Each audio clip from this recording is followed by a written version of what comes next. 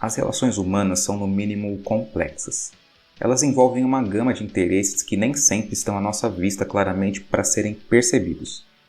Você vive num país constituído por uma comunidade política organizada, de modo que os governantes são eleitos e possuem um mandato temporário para representar a população nas decisões a respeito do rumo que o país vai assumir. Mas é comum que você não tenha afinidade com o governante em exercício e que muitas vezes você seja contra as atitudes que ele pode tomar. Há casos em que as atitudes do governante chegam a ser absurdas e mesmo assim ele consegue se manter no poder. Por que isso acontece? Será que o governante, assim que é empossado, adquire poder? Sendo coerente com as ideias a serem explicadas nesse vídeo, vamos usar uma definição weberiana de poder. O poder é a probabilidade de um ator impor sua vontade a outro, mesmo contra a resistência deste.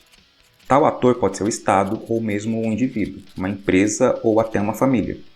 Então, exercer poder significa conseguir impor o que quer, mesmo que o subordinado não goste da ordem ou da determinação. Geralmente, isso vai acontecer em situações de desigualdade, em que um dos lados não tem como dizer não, mesmo que queira, mesmo que seja contrário à ordem dada. É como se o seu chefe te pedisse para vigiar outro funcionário e você, por motivos éticos, não queira fazer isso. Mas ele ameaça te demitir ou contar um segredo seu do qual você não se orgulhe muito. Perceba aqui que você não precisa obedecer ao comando do seu chefe. Não é seu dever. Mas se você o fizer, será porque foi criada uma situação na qual você não consegue dizer não. Assim, o exercício do poder nem sempre é legal, muito menos legítimo. Ele pode ser imposto contra a vontade daquele que supostamente vai seguir o comando.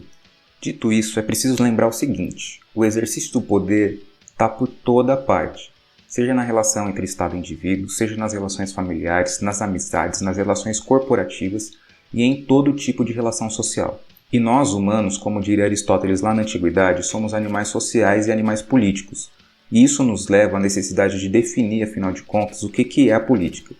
No conjunto teórico weberiano, a gente entende a política como uma série de atitudes que comportam a dominação do homem pelo homem. Aqui é preciso prestar atenção numa sutileza conceitual. As palavras devem ser carregadas com os seus devidos significados, ou a gente pode usar definições inadequadas para lidar com determinados problemas. Fazendo uma comparação, separar as palavras dos seus significados numa análise da sociedade seria como se um engenheiro confundisse metro com quilômetro ao calcular o tamanho de uma ponte. Se a conta do engenheiro der 6 metros e ele projetar uma ponte de 6 quilômetros, imagina o problemão que vai dar. Do mesmo jeito, se você prestar atenção na definição de política, vai notar que ela não se trata do conjunto de condutas humanas que comportam o poder do homem sobre o homem, mas sim da dominação do homem sobre o homem. É uma sutileza, mas faz muita diferença. A dominação não é a mesma coisa que o poder. A dominação é definida por Max Weber como a probabilidade de encontrar obediência a um determinado mandato. Isso significa que a dominação implica na aceitação de cumprir a ordem. No poder pode haver resistência, mas aqui não há, porque quem cumpre a determinação que lhe foi dada é capaz até de reconhecer o comando como legítimo, legal e por isso o aceita. Se a política comporta a dominação do homem pelo homem, significa que, para que haja o seu exercício, é preciso que as pessoas aceitem a dominação, que elas achem justo que um ator se imponha perante os outros. Aqui entra a necessidade da legitimidade. Um governante, um chefe numa empresa, um pai de família ou qualquer outro ator que queira exercer dominação deve ser capaz de criar ou viver numa situação que torne legítimo seu comando, de modo que os outros atores supostamente subordinados aceitem agir com obediência. E aqui entra a cereja do bolo da contribuição do nosso sociólogo para a análise política. Faz parte da metodologia do Max Weber entender os motivos pelos quais os indivíduos agem socialmente. Ele tenta entender as razões de as pessoas fazerem o que fazem a partir do sentido que elas mesmas dão às suas atitudes. Nesse caso, o sociólogo vai nos dar uma análise sobre os motivos pelos quais as pessoas podem obedecer à dominação. A gente também já sabe que o Weber constrói tipos ideais ou tipos puros, como ferramenta para sistematizar a realidade. São espécies de modelos idealizados que o autor compara com a realidade para assim compreendê-la melhor. E para entender melhor os motivos pelos quais as pessoas obedecem a um comando, ele cria 3 tipos puros de dominação legítima. O primeiro tipo é a dominação racional legal. Ela parte de um conjunto de regras que sejam legalmente criadas. A legalidade, ou o fato de as regras estarem de acordo com a lei, faz com que os atores acreditem que seja justo obedecer. Pensa numa determinação que, antes de ser lei, foi um projeto, passou pela análise da população, de deputados, depois de senadores e, por fim, foi sancionada pela Presidência da República. Todo esse processo faz com que a lei seja entendida como de todos e para todos, pois houve a participação adequada dos atores sociais envolvidos em sua formulação. Ela foi debatida por várias instituições antes de ser promulgada. Ou seja, ela não foi imposta de maneira arbitrária e todo o processo envolvido, previsto em um estatuto já socialmente aceito, leva as pessoas à crença de que é justo seguido. A burocracia seria o tipo mais puro de dominação racional legal. A ideia é não ter nenhuma influência de motivos pessoais ou sentimentais envolvidos no comando. É um tipo de dominação impessoal, obedece-se ao regulamento e não à pessoa. Então, mesmo quem manda vai ter o seu momento de obedecer, conforme estiver formalmente registrado no regulamento. A dominação racional legal, geralmente, é exercida pelo Estado, que se estrutura por uma Constituição, por exemplo. Uma empresa capitalista também geralmente comporta esse tipo de dominação, bem como toda instituição que se faça valer por regras formais e contratos. O segundo tipo é a dominação tradicional.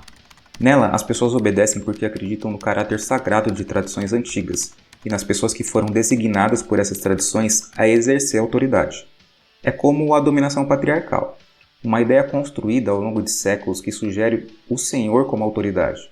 Fixa-se numa tradição, vista como sagrada, que faz com que a obediência seja possível por fidelidade a ela. A figura do senhor torna-se central e as relações pessoais em volta dele constroem-se como relações de dependência. Mas todo tipo de autoridade que se legitima pelo hábito e pela tradição será considerado como dominação tradicional. Pode ser habitual obedecer ao chefe de família, pode ser educado a partir do conceito de que deve respeitá-lo e segui-lo. Diferente da dominação racional legal, não há o direito formal ou o estatuto. Há a santificação da tradição e, por isso, a obediência. Um bom exemplo seria as monarquias absolutistas, nas quais a hereditariedade e a santificação da coroa e do rei legitimam a dominação. O terceiro tipo é o da dominação carismática.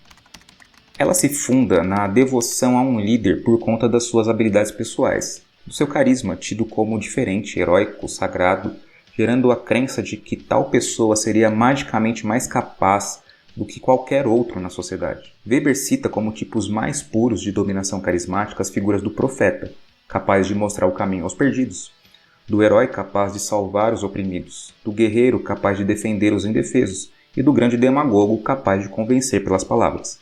A dominação será exercida enquanto as pessoas acreditarem nas qualidades do líder, que teriam habilidades excepcionais, fora do cotidiano, que o diferenciariam do restante das pessoas da sociedade. Entenda que esses três tipos são tipos ideais, que pode haver perfeitamente a conjunção deles para o exercício da dominação. Um presidente da República pode ser eleito pela crença que os cidadãos tenham de que ele seja um salvador, e ao longo do seu mandato ele pode usar normalmente as leis para impor o domínio. Lembre-se, os tipos ideais são modelos criados para tornar a realidade mais inteligível na hora da análise, para perceber o que somente a experiência real não consegue.